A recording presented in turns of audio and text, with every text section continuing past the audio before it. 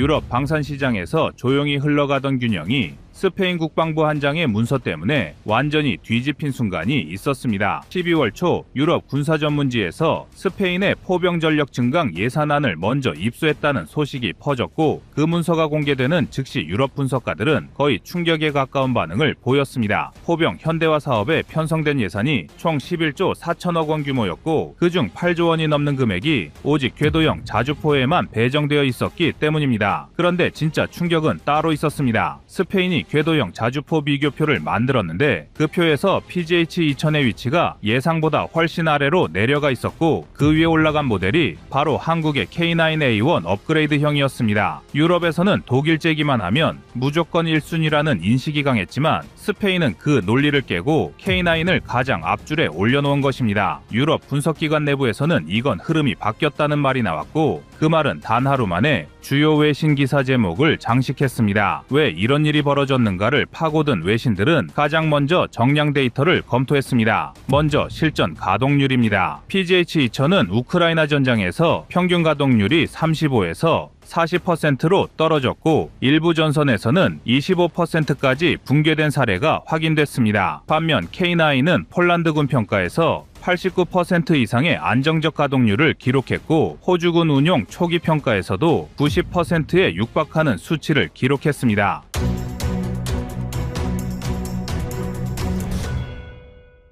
포신 내구성도 차이가 컸습니다. PGH-2000은 고강도 사격 시 포신 마모가 빨라져 평균 유지보수 주기가 500발 내외로 짧아지는 문제가 있었지만, K9 포신은 1000발 이상 버티는 것으로 평가되어 실전 지속 화력에서 2배 가까운 우위를 보였습니다. 유럽 분석기관은 이 데이터를 스페인 국방부가 가장 높은 점수를 준 항목으로 평가했습니다. 두 번째는 생산 능력입니다. 독일은 PGH-2000 재생산 라인을 여전히 완전 가동하지 못하고 있고 1년에 12문도 만들기 어려운 구조를 가진 상태입니다. 반면 한국은 이미 K9 계열을 연간 70문 이상 안정적으로 생산할 수 있고, 필요시 라인을 늘려 100문 이상까지 증가시킬 수 있다는 점이 공식적으로 확인돼 있습니다. 스페인 입장에서는 128문을 도입하려면 PGH-2000으로는 최소 10년 이상 걸리지만 K9은 3년이면 충분하다는 계산이 나온 것입니다. 세 번째는 가격 구조였습니다. RCH-15 차륜형 자주포는 자동화 포탑 설계로 인해 개당 130억 원 이상이 예상되는 반면, K9은 현지 생산 기준으로 약 80억 원대 중반까지 단가 조절이 가능해 전체 패키지 사업비를 2조 원 가까이 절감할 수 있다는 분석이 스페인 국방부 내부에서 나온 것으로 전해졌습니다. 스페인 입장에서는 동일한 화력과 나토 수준의 호환성을 확보하면서도 예산을 지킬 수 있는 실질적 대안이 K9뿐이라는 결론이 자연스럽게 도출된 것입니다. 또 하나 스페인이 깊이 본 항목은 기술 이전이었습니다. 독일은 포탑, 자동장전, 탄약 이송 장치 등 핵심 요소에 대해 이전 범위를 제한하고 있고, 심지어 포병 사격 프로그램의 코드 접근도 제한적인 반면 한국은 체계 통합, 조립 라인, 장갑차 기반 차량 통합까지 포괄적인 기술 이전 협상이 가능하다는 점에서 점수를 크게 받았습니다. 스페인 방산기업 인드라사가 이 협력의 핵심 역할을 맡게 될 가능성이 높다는 점도 영향을 줬습니다. 인드라사는 이미 한국과 다수의 방공 레이더 및 통제 시스템 분야에서 협력한 경험이 있으며, 이번 K9 프로젝트를 계기로 육상 체계에도 본격적으로 진출할 수 있는 기반을 확보하게 되는 셈입니다. 스페인 안보 환경도 K9 선호의 배경이 되었습니다. 지리적으로 스페인은 유럽 본토에서 러시아와 직접 충돌할 가능성은 낮지만, 아프리카 북부에 위치한 알제리는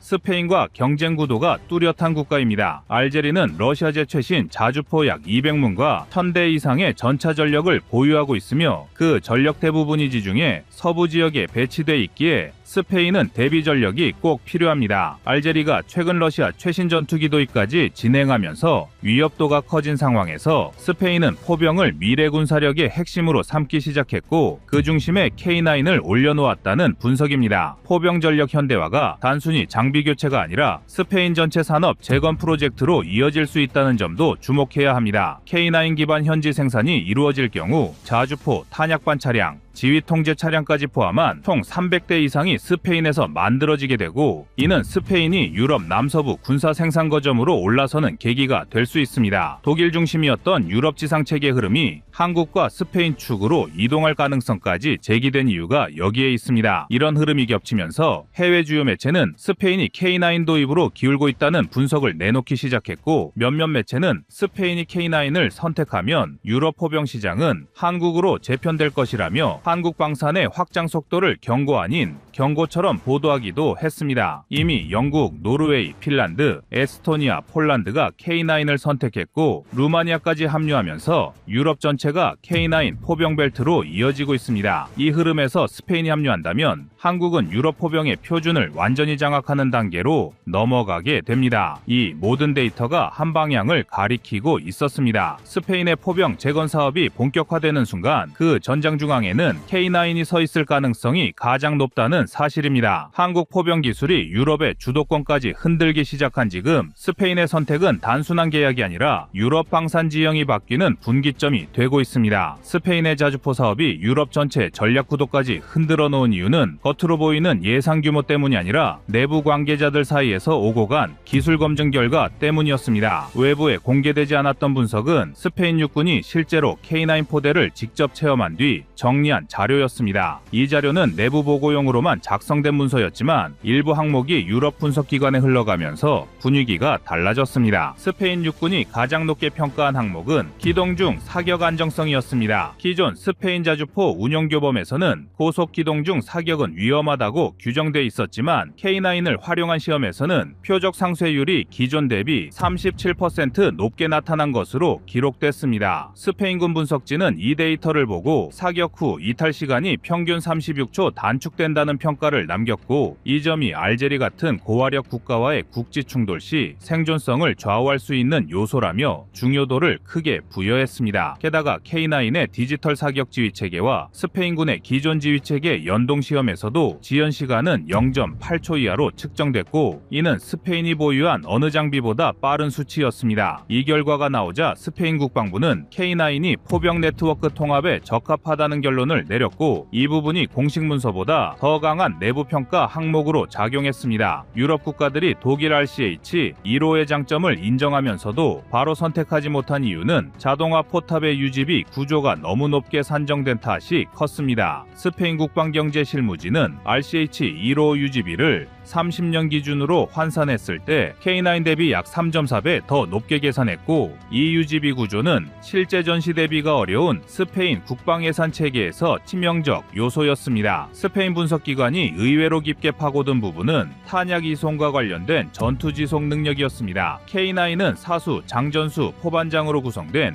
5인 포반 구조에서 분당 6에서 8발의 지속 사격이 가능한 것으로 평가됐고, 탄약반 차량과 연계 시 사격 중단 없이 탄약 공급이 가능한 유럽 유일의 체계를 형성할 수 있다는 점에서 높은 점수를 받았습니다. 스페인은 지중해 작전 환경 특성상 신속 탄약 공급이 전투력 유지의 핵심이기 때문에 이 요소는 스페인군이 직접 3채 걸친 사격 시험을 통해 검증했습니다. 이 과정에서 나온 보고서에는 대외적으로 공개되지 않은 흥미로운 내용도 포함되어 있었습니다. K9의 엔진 냉각 성능이 스페인 남부 고원 지형에서 예상보다 14% 이상 효율적으로 작동했다는 항목이었습니다. 스페인군은 여름 작전 환경에서 궤도형 장비의 성능 저하 문제를 매우 심각하게 받아들이는데, K9은 오히려 평균 출력이 안정적으로 유지되는 패턴을 보였습니다. 스페인 국방부는 이런 내부 데이터를 바탕으로 K9과 PGH-2000의 수명주기 비용을 비교했고, 총 30년 기준 운용 비용은 PGH-2000 대비 K9이 약 41% 낮다는 계산을 내놨습니다. 이 계산식이 스페인 의회 군사위원회에 전달되면서 K9 쪽으로 권고 의견이 크게 기울었다는 분석이 뒤따랐습니다. 또 한 가지 중요한 배경은 스페인의 해병대 요구였습니다. 스페인 해병대는 북아프리카 인근 지역에서 신속 배치 가능해야 하는데, PGH-2000은 C-17이나 A-400M 수송기에 싣기 어려운 무게 배분 구조를 가지고 있어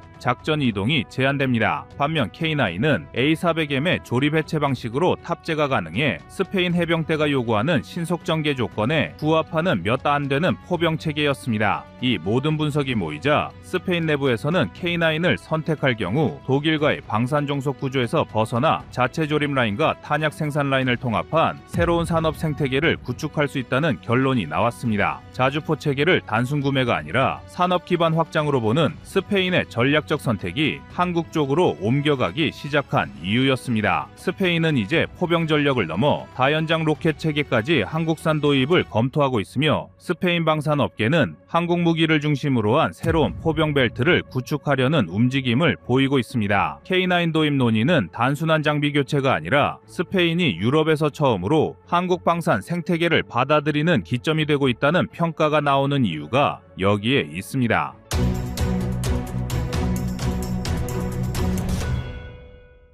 다음은 25년 10월 17일 K2PL이 전혀 다른 K2 전차인 EU 영상입니다. 폴란드가 이번에 산 건 전차 한 대가 아닙니다. 전차 하나로 움직이는 산업 그 자체를 통째로 산 겁니다. 세계가 깜짝 놀란 이유가 바로 여기에 있습니다. 폴란드 국방부가 공식 발표한 2차 계약 규모는 무려 65억 달러, 우리 돈 약 9조 원입니다. 로이터 통신이 보도했듯이 180대 규모의 K2 전차 중 116대는 한국에서 생산되는 K2GF가, 나머지 64대는 폴란드 현지 공장에서 생산되는 K2PL이 담당합니다. 이 두 모델의 역할은 분명히 다릅니다. K2GF는 폴란드의 즉시 전력을 채워주는 역할을 맡고 K2PL은 폴란드의 지형과 기후 및 교리에 최적화된 유럽형 맞춤 전차로 진화합니다. 한국이 수십 년간 축적한 전차 기술의 노하우를 폴란드 땅에서 직접 찍어내는 셈입니다. 바로 이 점이 K2 수출이 아니라 K2 이식이라 불리는 이유입니다. 이번 계약이 특별한 또 하나의 이유는 폴란드가 처음부터 정비를 우리 땅에서 하겠다고 요구했고 한국이 그것을 가능하게 만들어줬다는 사실입니다. 지금까지 유럽 국가들이 전차를 사면 부품 하나 고치려 해도 독일이나 프랑스로 보내야 했습니다. 하지만 K2PL 계약에는 현지 조립 라인, MRO인 정비, 유지, 보수 거점, 예비 부품 생산망 구축이 모두 포함됐습니다. 한마디로 폴란드가 유사시에도 전차를 스스로 고치고 자체적으로 보급할 수 있는 완전한 시스템을 갖게 된 것입니다. 이건 단순한 효율의 문제가 아닙니다. 전쟁이 터졌을 때 전차가 멈추면 나라가 멈춘다는 걸 너무나 잘 아는 폴란드의 현실적 판단이자 한국의 실행력 덕분에 가능한 선택이었습니다. 그리고 폴란드가 가장 집요하게 요구한 게 바로 생존성과 지속성이었습니다. 그 요구에 대한 한국의 답은 놀라울 정도로 정확했습니다. K2PL은 단순히 장갑을 두껍게 만드는 구식 설계를 버리고 탐지, 교란, 요격의 3단계 방어를 하나의 시스템으로 통합한 탑다운 방어 구조를 채택했습니다. 이스라엘 라파엘과 현대로템이 2025년 MSPO에서 체결한 협약을 보면 트로피 능동 방어 체계를 K2 전차에 완벽하게 통합하는 계약이 명시돼 있습니다. 여기서 한국이 또 한 번 남다른 길을 걸었다는 게 보이는데요. 트로피를 그저 외국산 부품처럼 달아놓은 수준이 아니라 K2의 사격 통제 시스템, 전장 관리 체계, 센서망과 완전히 통합했습니다. 즉 전차의 두뇌가 트로피를 지휘하는 구조로 설계된 겁니다. 탱크의 심장과 두뇌가 같은 언어로 대화하게 만든 기술, 바로 이것이 한국의 승부수였습니다. 이 놀라운 시스템은 2025년 MSPO 방산전에서 공식 발표됐습니다. 라파엘과 현대로템이 맺은 협약에는 단순한 공동 개발이 아니라 통합, 현지 생산, 국산화, 수명주기 지원이 모두 묶인 풀 패키지 계약이 포함되어 있습니다. 제인스는 이를 두고 K2 수출형 전차 중 최초로 전장 통합과 현지 지원까지 포함된 확장형 계약이라 평가했습니다. 이제 폴란드형 K2PL에 장착될 트로피는 단순한 방패가 아니라 전차의 전장 인공지능과 연결된 하나의 신경망이 됩니다. 그저 외국 장비를 달아놓는 수준이 아니라 K2의 전장 관리 체계, 사격 통제 시스템, 센서망과 네이티브로 연결하는 구조입니다. 이건 유럽 전차 중에서도 찾아보기 힘든 방식입니다. 실제로 전차의 눈인 트로피 레이더가 비정형 항공 표적까지 탐지하면 RCWS가 자동 조준하고 체코산 드론 제머가 전파를 교란하며 그래도 돌파하는 위협엔 트로피의 요격탄이 날아갑니다. 탐지와 방어가 동시에 일어나는 진짜 살아있는 전차인 겁니다. 그뿐만이 아닙니다. 폴란드 전장은 평야만 있는 게 아닙니다. 진창과 눈밭, 개활지가 공존하는 극단적 환경이죠. 그래서 폴란드형 K2PL은 61톤의 중량급으로 방어력은 높이고 파워팩과 형하장치의 튜닝으로 기동성을 유지했습니다. 이건 단순히 무거워진 탱크가 아니라 더 강한데 여전히 빠른 탱크입니다. 폴란드 군 관계자들이 이건 전차가 아니라 기계 생명체라고 표현한 이유도 여기에 있습니다. 그리고 이 놀라운 설계는 모두 한국 기술로 이루어졌습니다. RCWS, 사격 통제, 데이터 링크, 열상 추적, 그리고 엔진 변속기까지 대부분 한국의 기술이 투입됐습니다. 유럽이 20년 걸리던 것을 한국은 5년 만에 현지화했고, 이 결과 폴란드는 자국의 안보와 산업을 동시에 지킬 수 있게 된 겁니다. 탱크를 파는 게 아니라 산업을 수출한다. 이 한 문장이 K2PL 사업의 본질입니다. 마지막으로 가격 이야기입니다. 폴란드의 2차 계약 총액은 65억 달러지만 이는 단순히 전차 가격이 아닙니다. 공장 설립, 기술 이전, 훈련, 군수 지원까지 다 포함된 금액입니다. 즉 전차와 산업 그리고 노하우의 가격을 패키지로 묶은 것입니다. 단순히 계산하면 대당 약 3,400만 달러 수준이지만 실제 전차만의 순수 제작 단가는 2천만 달러 안팎입니다. 이는 독일 레오파르트 2A/AC 대당 약 8천만 달러인 것보다 3배 저렴하고 미국 M1A2 SEP 버전 3보다도 훨씬 낮습니다. 그럼에도 방호력은 동급, 정비 효율은 더 높습니다. 이건 가성비라는 단어로 설명하기엔 부족한 기술 효율의 혁명에 가깝습니다. 그래서 폴란드는 이제 K2를 단순한 전차가 아니라 유럽의 새로운 표준 플랫폼으로 보고 있습니다. 현지 조립 라인도 말뿐이 아닙니다. 폴란드는 이제 전차를 수리하거나 개량하기 위해 독일이나 프랑스에 부품을 보내지 않아도 됩니다. K2PL의 심장부터 외장까지 폴란드 땅에서 완성되고 수리도 개량도 현지에서 바로 해결됩니다. 이번 2차 계약에는 MRO에 대한 자율권을 폴란드에게 주었습니다. 심지어 교량 전차와 군안 전차 등 81대 지원 차량 체계가 함께 들어갔습니다. 유럽이 수십 년 동안 독일에 종속되어 왔던 그 정비 체계의 사슬을 한국이 단숨에 끊어낸 것입니다. 이제 폴란드형 K2PL의 실전 철학으로 가보면 더 극적입니다. 폴란드는 매일 러시아의 드론 공격과 대전차 미사일 위협을 마주하고 있습니다. 그래서 K2PL은 전자전과 방호 체계를 하나로 엮었습니다. 드론 재민과 하드킬은 따로 놀면 아무 의미가 없습니다. K2PL은 전자전을 위해 센서와 사격 통제가 하나의 데이터 파이프라인으로 연결된 전차입니다. 트로피의 360도, 레이더가 비정형 표적을 탐지하면 즉시 RCWS가 조준하고 체코산 드론 제머가 교란 신호를 발사한 뒤 위협이 돌파하면 트로피가 요격탄을 발사합니다. 탐지, 교란 요격이 1초 안에 일어나는 살아있는 전차입니다. 한국 언론이 전한 바에 따르면 MSPO 2025 현장에서 공개된 이 시스템은 한국형 트로피 통합형 K2 패키지로 향후 한국군 차기형 흑표에도 적용될 예정이라고 밝혔습니다. 이제는 수입이 아니라 우리가 만든 기술이 유럽의 전장 표준이 되는 순간입니다. 유럽의 방산 시장은 오랫동안 독일과 프랑스가 지배했습니다. 하지만 러시아의 침공 이후 그들의 시스템은 현실 전쟁의 속도를 따라가지 못했습니다. 전차는 좋지만 납기는 늦고 가격은 하늘을 찔렀죠. 반면 한국은 달랐습니다. 말이 아니라 실행으로 보여줬습니다. 현대로템은 국내 4차 양산분과 폴란드 수출분을 동시에 돌리기 위해 생산 라인을 2배로 확충했고 부품의 95% 이상을 국내에서 조달하는 완전 국산화 체계를 갖췄습니다. 한 해 200대 생산이 가능한 유일한 전차 시스템, 바로 그것이 K2입니다. 유럽이 놀란 건 이 속도입니다. 몇 년 걸린다는 말이 당연하던 방산 시장에서 한국은 1년 만에 계획을 세우고 2년 만에 현지 공장을 돌렸습니다. 독일이 설계도를 그릴 동안 한국은 이미 전차를 폴란드 땅 위에 올려놓았던 겁니다. 한국형 실행력 그 자체가 유럽이 사고 싶었던 무기였습니다. 그리고 K2PL은 수출형 모델이 아닙니다. 한국 산업 전체가 유럽 방산 시장 안으로 들어간 상징적 모델입니다. 이스라엘의 트로피 능동 방호 체계를 현대로템이 직접 공동 생산하고 삼양컴텍은 신형 세라믹 복합 장갑을, 포스코는 차세대 고강도강을 한화하는 사격 통제 시스템을 공급합니다. 과거에는 독일이 기술을 주고 한국이 조립만 하던 시절이 있었습니다. 하지만 이제는 그 반대입니다. 한국 기술이 유럽 전차의 표준으로 역수출되고 있습니다. 청출어람이라는 말 바로 지금 유럽 전장에서 현실이 됐습니다.